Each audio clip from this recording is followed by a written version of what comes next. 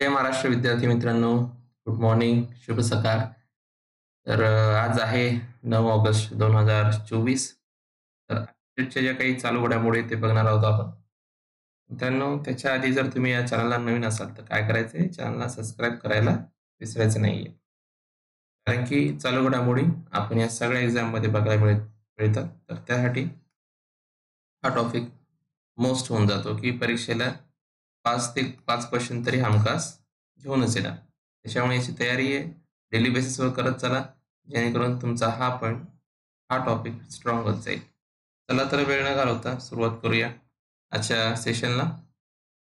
तर आज आपलं सेशन दररोज 8 वाजता आपल्या चॅनलला बघायला मिळतं. ठीक आहे. चला पहिला प्रश्न घेऊया. मित्रांनो, हा प्रश्न खूप इम्पॉर्टंट आहे. परीक्षेला हमखास पडणार काय, त्याच्यामुळे याला मी स्टार करतोय. बघा प्रश्न काय आहे? भारत सरकारने सुरू केलेल्या पहिल्या विज्ञान रत्न पुरस्कारासाठी कोणाची निवड करण्यात आली? पहिल्या विज्ञान रत्न. ठीक आहे. याच्या आधी हा पुरस्कार कोणालाही मिळालेला नाहीये, त्याच्यामुळे हा पहिला विज्ञान रत्न म्हणून आहे. ठीक आहे. तर मित्रांनो, ऑप्शन काय तुमच्याकडे? गोविंदराज, पद्मनाभन, शशी थरूर, अनिल काकोडेकर आणि श्रीनिवास पाटील.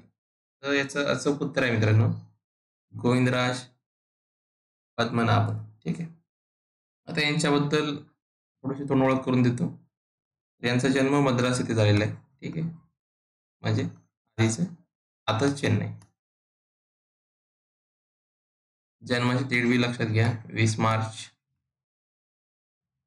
1938. तर हे कोण आहेत? तर मित्रांनो, हे एक शास्त्रज्ञ आहेत. कशामध्ये? बायो केमिस्ट्रीमध्ये. तर यांचं योगदान काय भारतासाठी? तर यांनी मलेरिया विरोधी एक लस तयार केली होती. मलेरियाची लस या शास्त्रज्ञांनी तयार केली होती, म्हणून त्यांना पहिला विज्ञान रत्न पुरस्कार देण्यात येते. बरं, याच्या आधी त्यांना कोणते पुरस्कार मिळाले आहेत का? तर ते सुद्धा मिळालेले आहेत. मित्रांनो, लक्षात घ्यायचे, यांना पद्मभूषण मिळालेला आहे. ठीक आहे. पद्मभूषण कधी मिळालेला आहे? तर तो 2003 ला मिळालेला आहे. त्याच्यानंतर पद्मश्री मिळाला आहे. पद्मश्री कधी मिळाला यांना? 1991 ला मिळालेला आहे. ठीक आहे. त्याच्यानंतर मिळाला आहे शांती स्वरूप भटनागर पुरस्कार. आता हे का सांगतोय मी? कारण की प्रश्न कसाही बनवू शकतो. जर यांच्याबद्दल पडायचा झाला तर कसाही बनवू शकतो. त्याच्यामुळे आपल्या त्या व्यक्तीबद्दल माहिती असणं आवश्यक आहे. ठीक आहे. तर यांच्या संस्था कोणकोणत्या संस्थांमध्ये काम केले? आणि इंडियन इन्स्टिट्यूट ऑफ सायन्समध्ये, सेंट मेरी हॉस्पिटल मेडिकल स्कूलमध्ये, युनिव्हर्सिटी ऑफ शिकागोमध्ये इथं काम केलेलं आहे. आता हे यांचा झाला जो पॉईंट होता तो सगळा आपण इथे क्लिअर केला. ठीक आहे. तर यांना आता 2024चा पहिला विज्ञान पुरस्कार मिळालेला आहे. एवढं यांच्याबद्दल माहिती असणं आवश्यकच आहे. ठीक आहे. चला नेक्स्ट क्वेश्चन. खालीलपैकी कोणत्या राज्याने लॉजिस्टिक धोरण 2024 ला मान्यता दिली आहे? मित्रांनो, याचं उत्तर सोपं आहे एकदम. हे तर महाराष्ट्र राज्याने दिलेली आहे. ठीक आहे. लॉजिस्टिक धोरणाची महाराष्ट्र शासनाने मंजूर दिलेल्या लॉजिस्टिक धोरण अंतर्गत राज्यात किती सालापर्यंत 10,000 एकरहून अधिक क्षेत्रावर समर्पित लॉजिस्टिक पायाभूत सुविधा विकसित करण्याचे नियोजन आहे?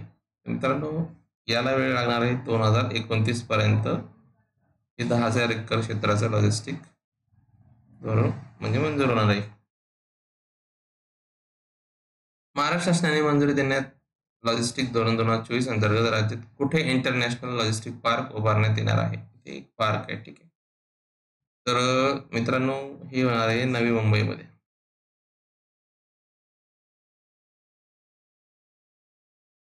हा प्रश्न सुद्धा इम्पॉर्टंट आहे. तर बघा, बांगलादेशात कोणाच्या नेतृत्वाखाली हंगामी सरकार स्थापन होणार आहे?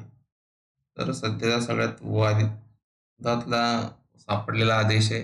खूप मोठे वाद चालू आहे बांगलादेशामध्ये. इथल्या माजी पंतप्रधानांनी सुद्धा राजीनामा देऊन टाकला. ठीक आहे. तर सध्या कोणाकडे येणार आहे ते? तर मोहम्मद युनूस यांच्याकडे येणार आहे. ठीक आहे.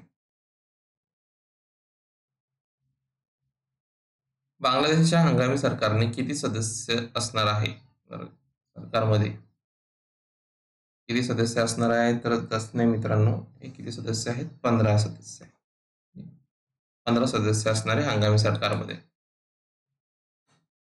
पीपल्स एज्युकेशन सोसायटी तर्फे दिला जाणारा भारतरत्न डॉक्टर बाबासाहेब आंबेडकर पुरस्कार 2024 ने कोणाला गौरवण्यात येणार आहे?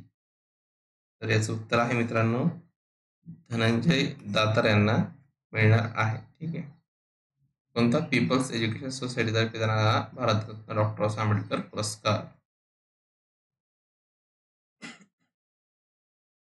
भारताची पहिली कुस्तीपटू विघ्नेश फोगाटीला पॅरिस ऑलिम्पिक स्पर्धेत 50 किलो वजनी गटात किती ग्रॅम अतिरिक्त वजनामुळे कुस्तीत अपात्र ठरवण्यात आले आहे? मित्रांनो, खूप दुःखद वार्ता आहे आपल्यासाठी. तर मित्रांनो, यांना 100 ग्रॅम वजन जास्त भरलं होतं 50 किलोपेक्षा. ठीक आहे. 50 kg पेक्षा 100 ग्रॅम एक्स्ट्रा भरल्यामुळे त्यांना या स्पर्धेतून बाद करण्यात आले आणि हा नियम आधीपासून आहे ऑलिम्पिकमध्ये. ठीक. तुम्हाला ज्या गटात तुम्ही खेळताय तेवढं तुम्हाला ते वजन मेंटेनच ठेवावं लागतं. त्याच्यापेक्षा जास्त जर असलं तर तुम्ही बाद होता.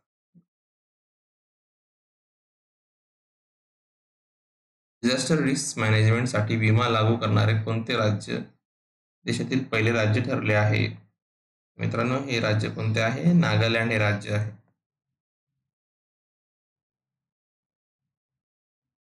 भारतीय वायुसेनेने खालीलपैकी कोणत्या मिसाईलच्या उत्पादनाला मान्यता दिली आहे? मित्रांनो, अस्त्र मार्क 1 याला मान्यता दिली आहे. ठीक आहे.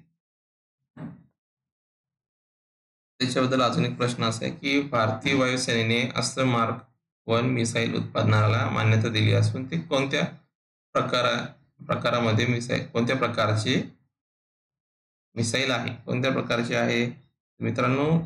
म्हणजे कोणत्या प्रकारे ते वर्क करतं असा प्रश्न आहे हा. तर ते एअर टू एअर फायर करतं. ठीक आहे. म्हणजे त्यांचा मारा जो आहे तो एअर टू एअर असतो. द अस्त्र मार्क 1 मिसाईल. भारत आणि कोणत्या देशादरम्यान उदार शक्ती या वायुसेनेचा अभ्यासचे आयोजन करण्यात आले आहे? तर ते आलेलं आहे मलेशियासोबत. कोणतं? उदार शक्ती. साऊथ आफ्रिका क्रिकेट लीगमध्ये खेळणारा कोण पहिला भारतीय खेळाडू ठरला आहे? ठीक आहे. कोणता? साऊथ आफ्रिकामध्ये जे साऊथ आफ्रिका T20 होतं ना तिकडे, तर त्याच्यामध्ये भारतीयाची निवड झालेली तो पहिला भारतीय ठरलेला आहे. तर तो ठरलेला आहे दिनेश कार्तिक. ठीक आहे. आणि याने ऑलरेडी काय म्हणतात रिटायरमेंट घोषित केली आहे. ठीक आहे. IPL मध्ये सुद्धा आणि इंडियन क्रिकेट टीममध्ये सुद्धा.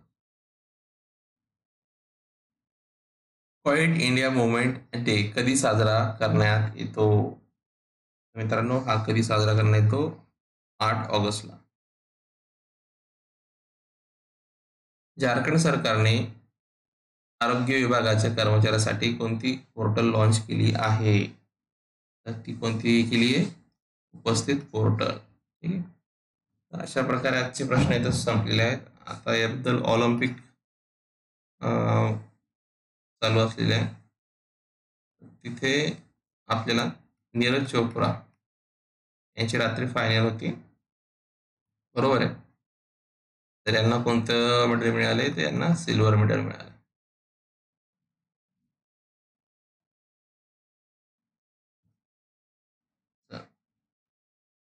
कसं वाटलं लेक्चर आजचं कमेंट सेक्शनमध्ये मला सांगायचंय आणि PDF साठी काय करायचंय?